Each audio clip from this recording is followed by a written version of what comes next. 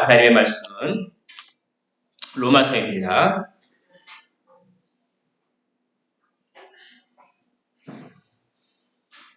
로마서 3장입니다.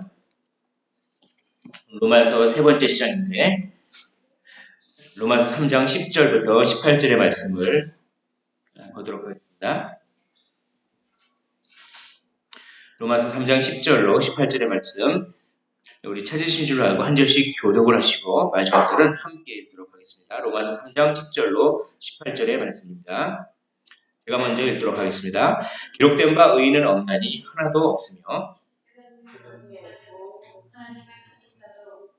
다 치우쳐 함께 무익하게 되고 선을 행하는 자는 없나니 하나도 없도다.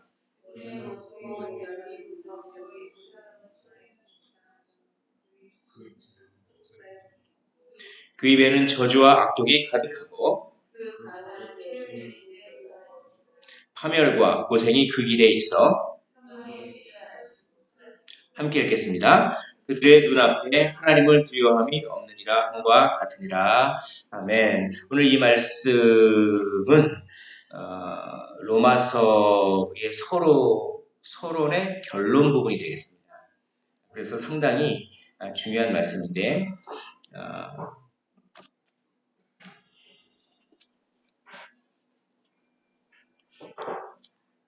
바울이 10절에 기록된 바라고 되어 있으면서 시편을 인용하고 있습니다. 시편 53편도 있고 여기 여러 시편이 이렇게 종합적으로 이렇게 인용되어 있습니다. 그러면서 의인이 하나도 없다라고 시편을 인용하는데 이것이 유대인들에게는 상당히 충격적인 얘기였습니다. 저희가 볼 때는 뭐 의인이 하나도 없고 다 죄인이야 뭐 이렇게 얘기하는 것 같은데 유대인들은 자기 자신을 의인이라고 생각했습니다. 왜냐하면 할례를 받았으니까. 또 왜냐하면 음식법을 지키니까. 돼지고기 안 먹으니까. 또 나름대로 율법을 나름대로 완벽하진 않지만 잘 지키니까. 또 완벽하지 않으면 회개하면 되니까. 그래서 유대인의 입장으로 보면 이 세상의 인류를 딱 두 종류로 나눕니다. 의인과 죄인인데 유대인은 의인, 자기 자신은 죄인. 그런데 이 3장 10절을 한번 이게 되게 밋밋하게 보이는데 이게 그들에게 충격입니다. 잘 보십시오. 기록된 바, 이것은 시편 구약 성경을 말합니다. 너희들이 믿는 구약 성경이 어떻게 되어 있는지 아니? 유대인들아, 의인은 없나니 하나도 없다라고 너희들이 믿는 구약 성경에 그렇게 되어 있다라고 하는 이 말씀으로 충격을 탁 던져주면서 모든 사람은 죄인이다. 이방인들은 당연히 죄인이고 유대인도 죄인이다. 뭐 이런 식으로 이런 식의 논리를 펴니다. 그래서 모든 인류는 죄인이다. 이 말씀을 왜 드리냐면 로마서의 주제가 복음이라고 하는 주제가 있습니다. 복음은 의롭게 하고 하나 되게 하는 복음입니다. 로마서를 한 줄로 요약하면 의롭게 하고 하나 되게 하는 복음. 이것이 로마서입니다. 복음은 무엇입니까? 복음은 주 예수 그리스도가 복음이라고 했습니다. 주는 다스리신다. 내 인생을 완벽하게 다스리신다. 예수는 약속을 지키신다. 특별히 구원 약속을 지키신다. 그리스도는 일하신다. 그 약속을 지키시기 위해서 지금도 열심히 일하신다. 주 예수 그리스도는 우리에게 복된 소식입니다. 왜냐하면 내 인생을 누군가가 다스려주고 있다면 그건 얼마나 복된 소식이겠습니까? 그리고 누군가가 나를 구원해준다고 한다면 그건 너무나도 복된 소식입니다. 그래서 복음입니다. 그리고 그 누군가가 그 약속을 지키기 위해서 지금도 열심히 일하시고 계신다. 능력 많으신 분이, 능력이 무한되신 분이, 그것은 너무나 복된 소식입니다. 이 복음 안에 하나님의 의가 있습니다. 의롭게 하고, 이것은 자격증을 말합니다. 내가 하나님 보시기에 구원받을 자격을 갖췄는가? 이게 의롭다라고 하는 것입니다. 정당하다. 여기 계신 분들 변명을 안 하시는 분은 없겠죠? 너 왜 이렇게 했어? 그러면 인간은 거의 무조건적으로 아니 사실 나 이렇게 해서 변명을 합니다. 자기 합리화를 합니다. 왜입니까? 누가 가르쳐주지도 않았는데 태어나자마자 부모님이 너는 변명을 해야 된다. 이렇게 변명하는 방법은 이렇게 해서 변명을 해야 된다라고 가르쳐주지도 않았는데 왜 본능적으로 변명을 합니까? 인간은 자기 자신이 정당하다는 것을 드러내고 보고 싶습니다. 하나님 앞에서 정당하다. 그게 의롭게 되는 건데 그는 우리의 인간의 노력, 율법을 열심히 지켜서 나는 율법 시험에 100점을 맞아서 그 자격을 내 노력으로 갖추었다라고 하는 것이 아니라 복음, 주 예수 그리스도를 믿음으로 주님께서 자격증을 선물로 주셨습니다. 그걸 받기만 합니다.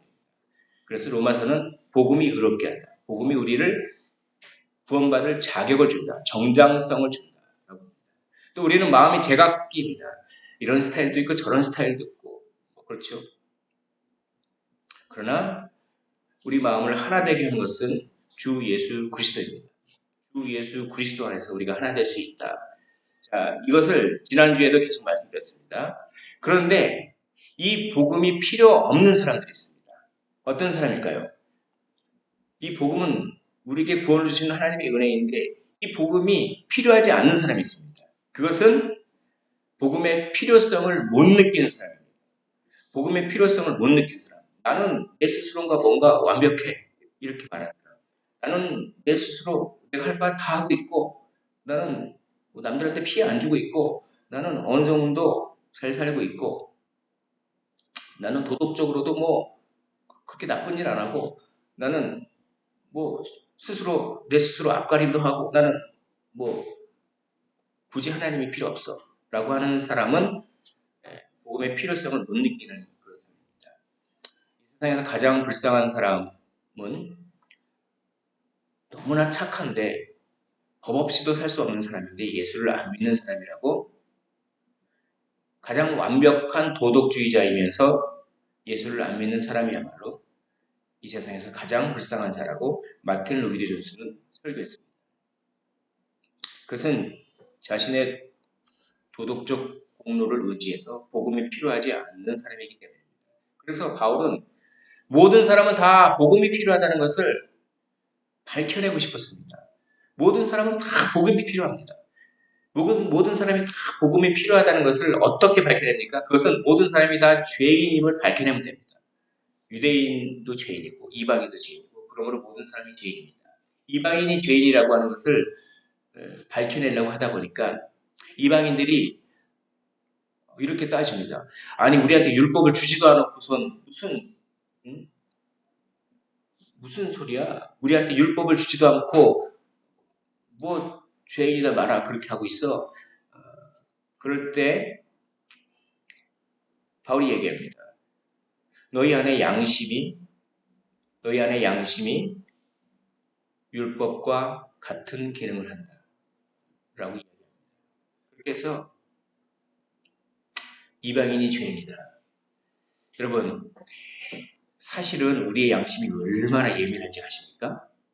진짜 예민합니다. 그런데 하나님께서 양심을 무감각하게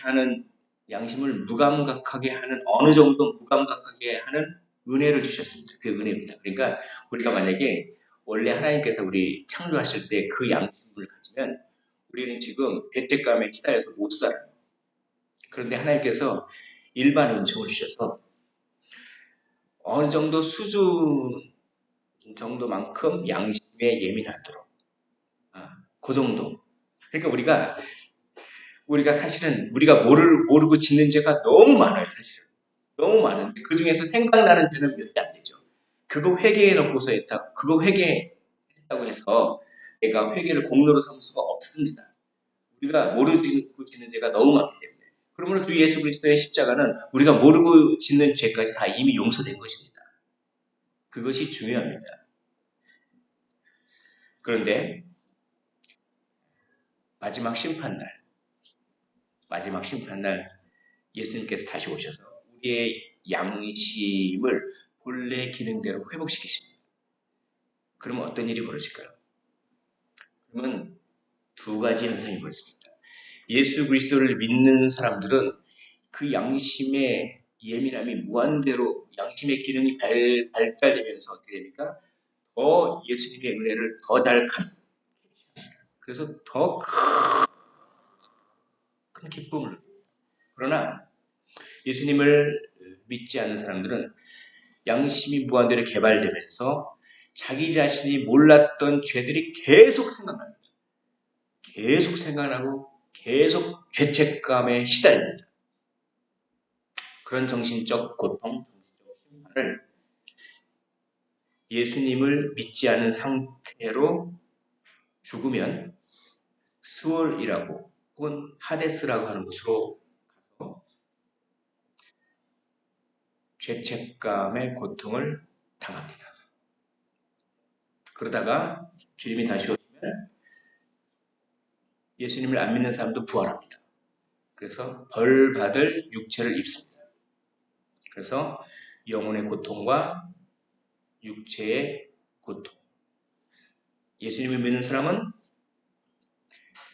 영광스러운 늙지 않는 몸을 입습니다. 그래서 영혼의 기쁨과 샬롬, 육신의 영광스러움. 이것을 둘째 부활, 또 안 믿는 사람은 둘째 사망. 첫째 사망은 믿는 사람이나 안 믿는 사람이나 다 있죠. 그러나 믿는 사람은 둘째 사망을 당하지 않습니다. 그리고 믿지 않는 사람은 둘째 사망을 당합니다. 라고 요한계시록에서 써져 있습니다. 왜 이것을 이렇게 말씀드리냐면 모든 사람은 죄인이기 때문에 그것을 잘 깊게 그것을 진지하게 생각할 줄 알아야 된다.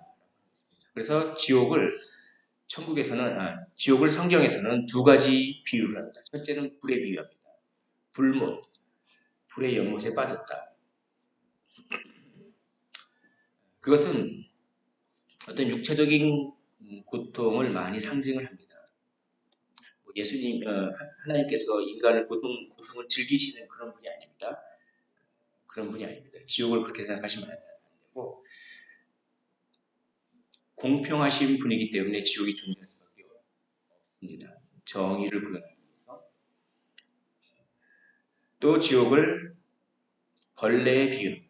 이 벌레는 벌레가 우글우글 되는 이미지입니다. 그것은 죄책감을 상징합니다.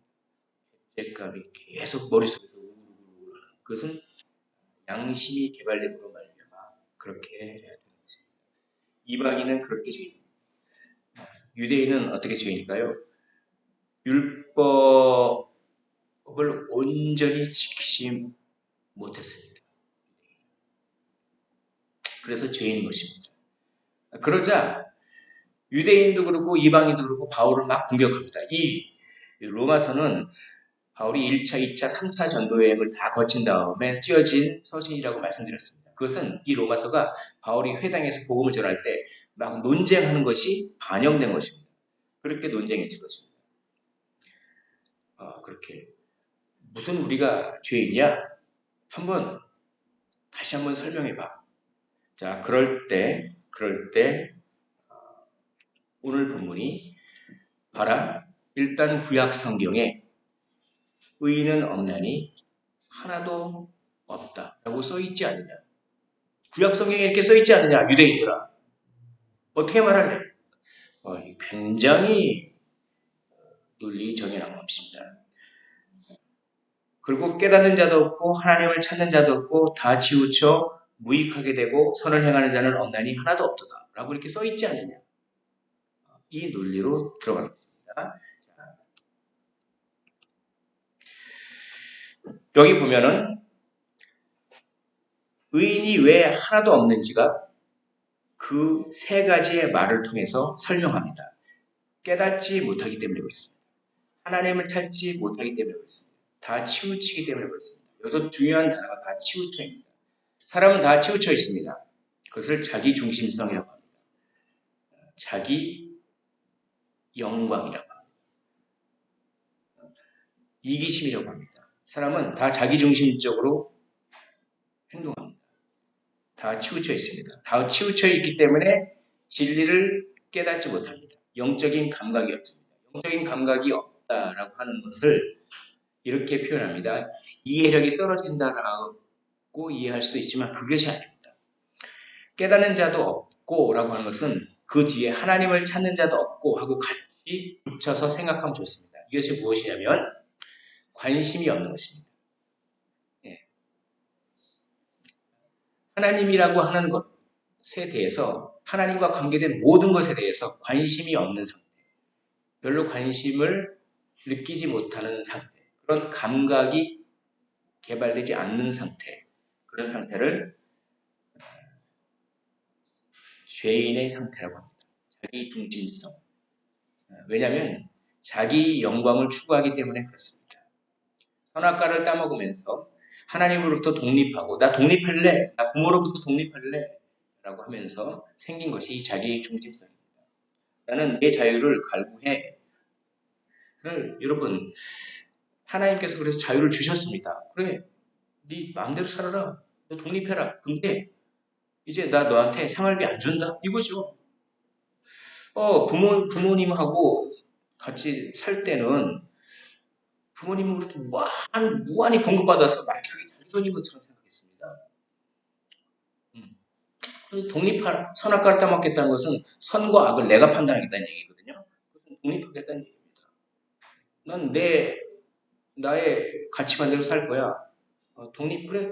하나님께서는 그것을 존중해 주십니다. 하나님께서는 억지로 하실 분이 아니에요. 존중해 주시니까 어떻게 됩니까?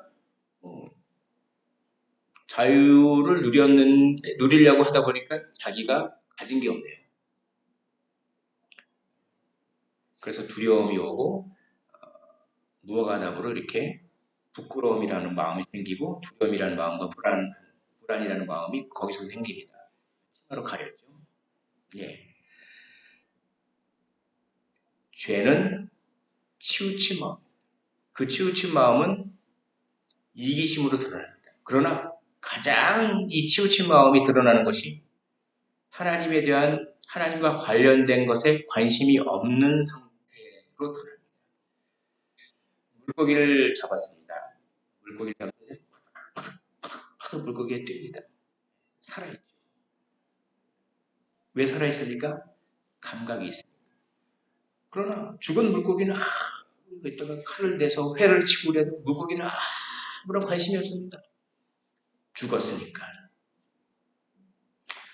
하나님에 대한 관심이 없는 것이야말로 하나님에 대한 관심은 없는데 너무나 착하게 살고 도덕적으로 사는 사람이야말로 가장 불쌍한 사람이라고 얘기합니다. 성경적인 가치관이죠. 그것이 자기중심성이고 자기영광입니다. 그러면 착하게 살고 나처럼 그렇게 착하게 사는데 내가 죄인이라고? 내가 죄인이라고? 말도 안 돼. 막 그렇게 논쟁을 했을 거지. 증거를 내봐. 그러자 바울이 그것을 또 구약 성경을 시편을 인용해서 또 증거를 합니다. 첫째, 개인적 차원의 죄를 얘기합니다. 13절을 같이 한번 읽어보도록 하겠습니다. 13절 시작. 그들의 목구멍은 열린 무덤이요 그 혀로는 속임을 입삼으며 그 입술에는 독사의 독이 있고. 자, 너희들의 언어 습관을 생각해봐라. 너희들이 죄인이 아니니? 여기에 안 넘어갈 사람은 하나도 없습니다. 사실. 너희들의 언어 습관을 보아라. 그러면 너희들이 죄인이 아니라고 말할 사람은 아무도 없다. 여기서는 바울 사도가 후각적 이미지를 사용합니다. 이스라엘의 무덤은 이렇게 석회 동굴에다가 시체를 넣고 무덤 문을 딱 닫습니다. 이렇게 딱 닫아요. 그러면 이제 한 3일, 4일, 5일쯤 지나면 어떻게 됩니까? 시체가 썩죠. 네, 시체가 썩습니다. 그래서 시체 썩는 냄새가 그 무덤 안에 시체 썩는 냄새가 하는 것입니다. 그런데 갑자기 그 무덤의 문을 확 열어보십시오. 그럼 어떻게 됩니까? 무덤 밖으로 시체 썩는 냄새가 쫙 나오는 것입니다. 우리들의 입술이 열린 무덤이다 얘기합니다. 우리들의 목구멍이 벌어질 때마다 그 목구멍에서 뭐가 나옵니까? 시체 썩는 냄새가 나온다. 그만큼 우리의 말, 이것은 가증스럽다. 이렇게 표현하는 것이죠. 성경적은. 그들의 목구멍은 열린 무덤이다. 생각해 보십시오.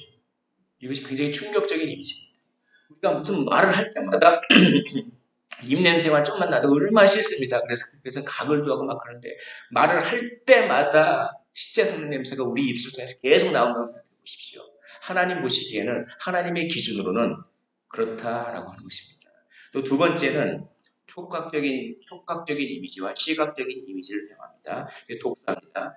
그 혀로는 속임을 일삼으며 그 다음에 그 입술에는 독사의 독이 있고 그 입에는 저주와 악독이 가득하고 이 바울 사도는 뱀을 아주 잘 알았던 것 같습니다. 그래서 바울 사도는 예전에 이제 전도 여행 가면서도 뱀을 집었죠. 뱀을 집었는데 뱀이 물었습니다. 엄청난 독사가 물었습니다. 그게 사도행전에 나옵니다. 그런데 독사가 물었는데 아무렇지도 않고 그냥 푹푹 풀어버립니다. 그러니까 거기 사람이 신이 왔다. 그 원주민들이 신이 왔다 그래서 막 바울 사도 보고 막 경배를 하려고 막 그러니까 바울 사도가 아니다고 막 그러고 마가복음 끝이 어떻게 끝나는 줄 아십니까? 증인들에게는 능력을 주님께서 주시는데 독사를 만져도 독사한테 물려도 전혀 아무렇지도 않다 이런 얘기가 나와요. 마가복음 나중에 보십시오. 그게 이루어진 거죠. 뱀을 잘 관찰했던 것 같습니다. 독사를 알아요. 독사의 생리를 알아요. 자, 독사의 그림을 들라다가 징그러워가지고 뺀 겁니다. 독사가 혀를 낼름낼름 하잖아요. 낼름낼름. 그게 두 가지의 역할을 한다고 합니다. 첫째는 잡아먹을 먹이를 현혹시키는 겁니다. 현혹. 낼름낼름. 그래서 정신을 막 현혹시키는 겁니다. 너희들의 말이 꼭 그렇다는 것입니다. 다른 사람을 속여요. 현혹시킵니다. 왜요? 자기의 이득을 취하기 위하여. 자기 중심성, 자기 영광을 취하기 위하여. 남을 깎아내림으로써 자기를 높이는 그런 형태의 말들이 참 많죠. 남을 칭찬하는 것 같으면서도 은근히 깎아내리고 나는 안 그래. 뭐 이런 그런 것들이 그런 아주 교묘한 속임수를 혀에다 뱀의 혀. 뱀의 혀가 날름날름 하는 것이 첫 번째 기능은 그렇게 속임입니다. 두 번째는 뱀은 목표물을 눈으로 보지 않고 냄새를 통하여 위치를 파악한다고 합니다. 그러므로 혀가 낼름낼름 하면서 목표물의 냄새 이런 것들을 이렇게 그 향취를 이렇게 느낀답니다. 혀로. 그래서 좌표라는 거죠. X좌표, Y좌표를 정확히 알아가지고 저기에 이렇게 목표물이라고 하는 것입니다. 즉 혀의 두 번째 기능은 먹잇감의 약점, 먹잇감의 위치, 먹잇감의 약점을 정확히 파악하기 위해서입니다. 우리의 언어도 그렇습니다. 우리가 자기의 유익을 위하여 저 사람의 약점을 살살살살 떠봅니다. 교묘하게 위하는 척 해주면서 그 사람을 위로해주고 그 사람을 위하는 척 해주면서 교묘하게 그 사람의 약점과 그 사람의 위치를 파악하기 위해서 교묘하게 어떻게 됩니까? 너희들의 언어 습관이 그렇지 않냐. 그런 다음에 입술에는 독사의 독이 있다라고 하는데 독의 이빨입니다. 독사의 이빨이 이렇게 독사가 이렇게 있으면 직각 방향으로 이렇게 나 있지 않습니까? 이렇게 나 있죠. 왜냐하면 디귿자 방향으로 이렇게 꺾여 있습니다.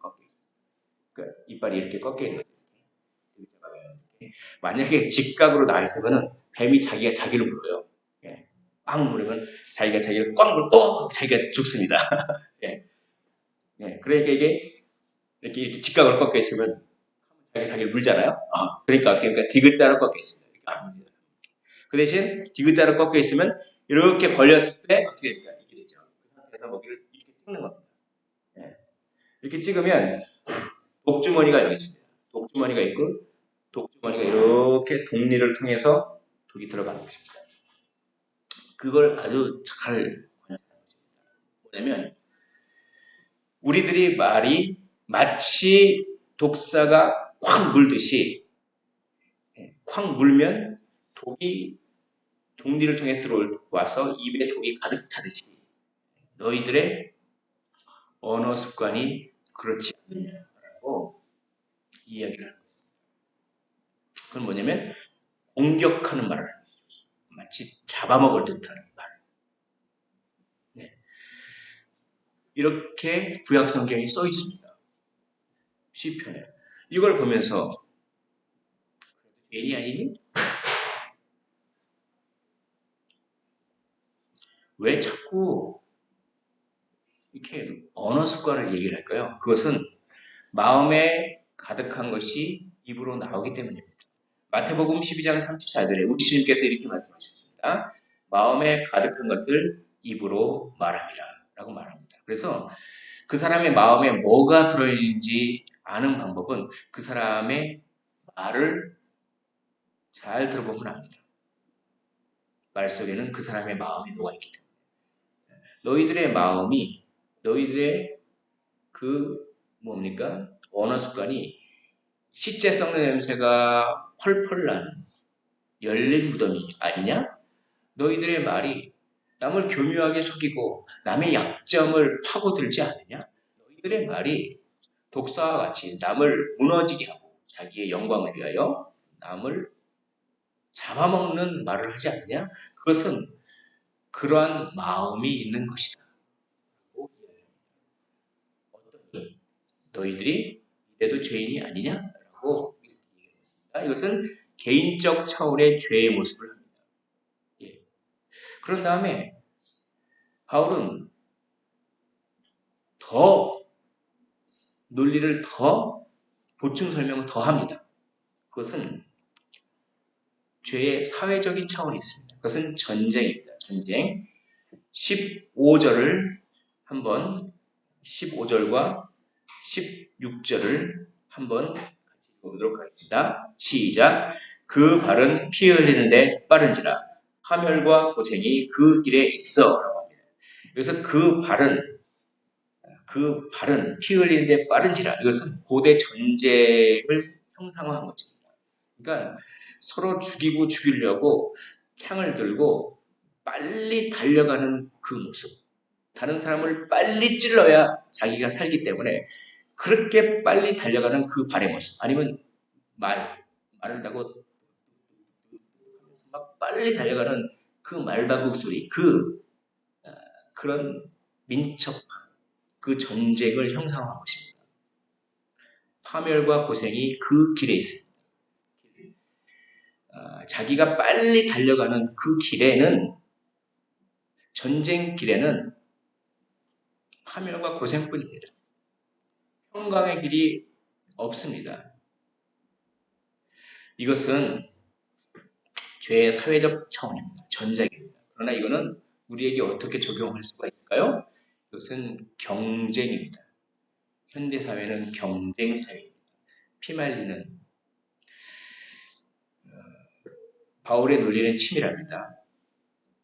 여러분들이 죄인이 아니니까 여러분들 언어 습관을 한번 생각해 보십시오.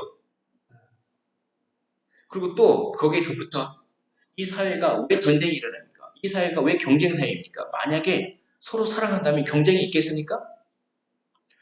왜 서로 사랑하지 못합니까? 그게 어디서 왔습니까 도대체? 그것은 자기 유익만을 취하려고 하는 마음에서 있기 때문에 그렇지 않습니까? 그러면 이 세상이 경쟁사회고 죄를 넘어뜨려야 내가 살아남고 이 사회가 경쟁사회라고 하는 그 자체가 모든 사람이 죄인이라고 하는 것을 증명합니다. 라는 논리입니다. 어,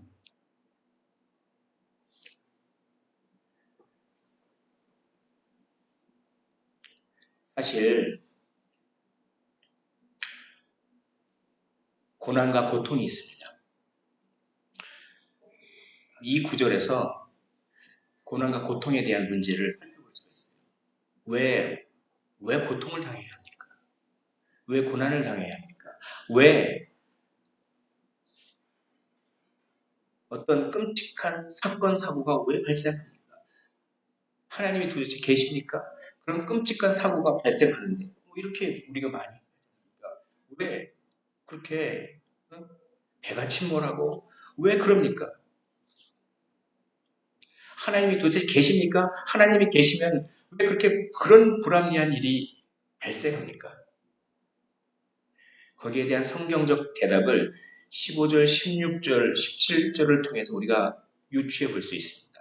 뭐냐면 그 모든 것의 원인은 너희들의 경쟁심에 있다. 자기만 잘 먹고 살려고 하려고 하니까 재료를 다 안 써요. 건축 재료를 다 안 쓰고 한 반만 쓰고 반은 남겨가지고 로비장하면 되고 잘 먹고 잘 살려니까 그래서 비 오니까 집이 무너져 버립니다. 지진에도 조그만한 지진에도 그렇대. 아니 하나님이 계십니까 도대체 하나님이 계십니까? 하나님이 계시면 왜 이렇게 무너져 버리고 왜 그렇습니까?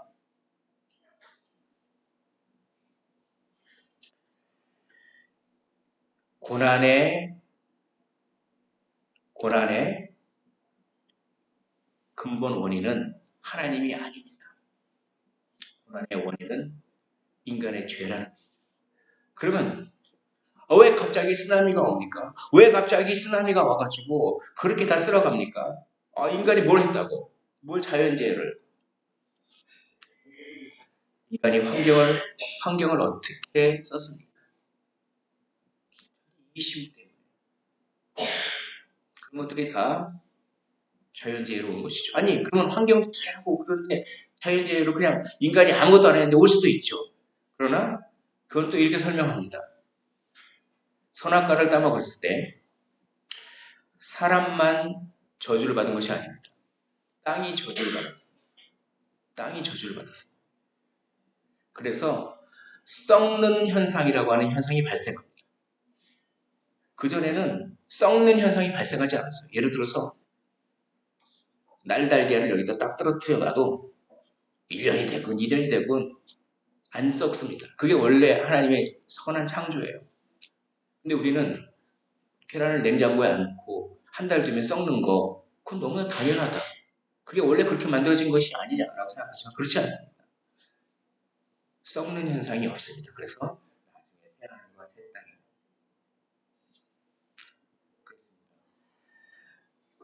이런 고난과 자연재해와 그런 것들 속에서 왜 하나님이 안 계십니까?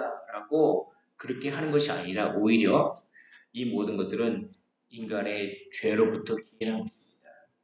기인한 것이에요. 하나님은 그것을 어느 일정한 시기까지 그냥 허용해 주십니다. 하나님이 정하실 때까지 허용해 주실 것이죠. 우리의 사회적인 모습과 고난의 모습과 이 경쟁 사회와 이런 모습들을 보면 인간이 전부 죄인이다라고 하는 것을 증명합니다. 그리고 그것이 구약 성경에 써 있습니다. 그 구약 성경을 인용하면서 너희들의 언어 습관을 한번 돌아보라. 또한 이 세상을 한번 살펴봐라. 그런데도 죄인이 아니라고 할 사람이 있겠느냐? 그런데 왜 살 생각을 안 하냐? 참 그렇죠. 물에 빠졌습니다. 물에 빠졌는데 살 생각을 안 하는 거예요. 그것은 상당히 비상식적인 건 아니겠습니까? 물에 빠졌는데 만약에 두려움을 못 느끼고 감각이 없다. 그러면 살 생각을 안 하겠죠. 그래서 마귀가 가장 잘 이용하는 것이 매스미디어입니다.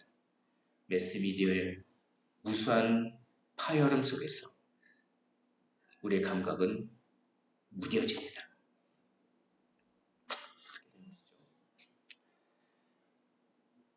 이렇게 복음의 필요성을 느끼라고 합니다. 제가 예언을 할까요? 이 예언은 100% 맞습니다. 앞으로 120년 뒤에 이 예언은 100% 보장합니다. 100%. 110년이 얼마나 빠르게 지나갈까요?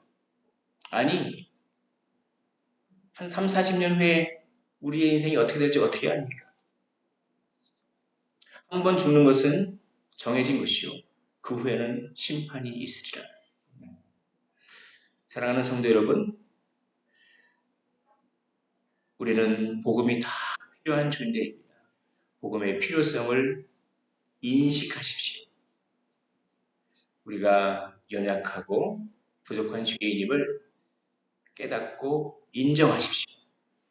그리고 그 죄를 처리하고 해결해 줄 분은 우리 대신 죄의 값을 그대로 치르신 오로지 역사상의 한 분밖에 없음을 인정하고 믿으십시오. 그분을 의지하는 것입니다. 이 SNS에서 제1회 SNS 시 이렇게 시인상 수상한 시인이 있어요. 아뜨조라고 하는 시인입니다. 요즘은 책도 SNS에서 많이 내더라고요. 시 잘 써가지고 시가 참 좋아요. 노을이 있는데 노을이라고 하는 시를 아주 두 줄 딱 제 마음에 딱 왔더라고요. 노을 모두 이기려고 할 때 아름답게 지고 말았다. 참 와닿더라고요. 노을이 친다라고 하는 이 동사를 이긴다 진다 이거 갖고 이렇게 교묘하게 언어 유희를 해서 만든 탁월한 작품으로 그런 감상평이 나왔습니다. 이 시를 보면서 또 한 분이 생각이 났습니다. 우리 모두를 위하여 아름답게 십자가를 지신 분. 그분의 그 지심은 노을이 아름답게 지는 그것보다 훨씬 더 영광스럽고 훨씬 더 아름답습니다. 그가 십자가를 지심으로 우리가 나음을 입었습니다. 그가 십자가를 지심으로 우리는 정당성을 확보했습니다. 우리는 주님의 재판정에서 무죄의 선고를 받았습니다. 우리는 지금 죽어도 천국에서 평안과 기쁨, 양심이 무한대로 개발되더라도 거기에 비례해서 무한한 기쁨과 환희와 평강이 있을 줄 믿습니다. 그러므로 신자는 죽음을 두려워할 필요가 없습니다. 죽음은 개선문입니다. 개선문은 승리한 사람만이 통과하는 문입니다. 우리가 개선문을 통과할 수 있는 이유는 그가 아름답게 십자가를 지었기 때문입니다. 말씀을 정리하도록 하겠습니다. 의롭게 하는 복음, 정당성을 주는 복음, 모든 사람은 복음이 필요합니다. 기록된 바 의인은 없나니 하나도 없으며 이 복음을 받아들이십시오. 이 복음 안에 참된 자유가 있습니다. 이 복음 안에 참된 기쁨이 있습니다. 기도하겠습니다. 하나님 아버지, 오늘 모든 사람은 복음이 필요하다는 그 말씀을 듣게 하신 것을 감사드립니다. 기록된 바 의인은 없나니 하나도 없으며 하나님 우리의 언어 습관이 어떠한지요. 우리의 목구멍이 열린 무덤이요. 우리의 혀가 독사의 혀며 우리의 입술에 독사의 독이 있을 때가 얼마나 많습니까? 하나님 또한 이 세상을 바라봅니다. 서로 경쟁하며 물고 뜯는 전쟁터 같은 이 세상. 하나님, 우리가 죄인임을 인정하게 하옵시고 고백하게 하옵시고 우리를 구원해 주실 분 주 예수 그리스도를 의지하고 순종하고 믿게 하옵소서. 감사드리며 예수 그리스도 이름으로 기도하옵나이다.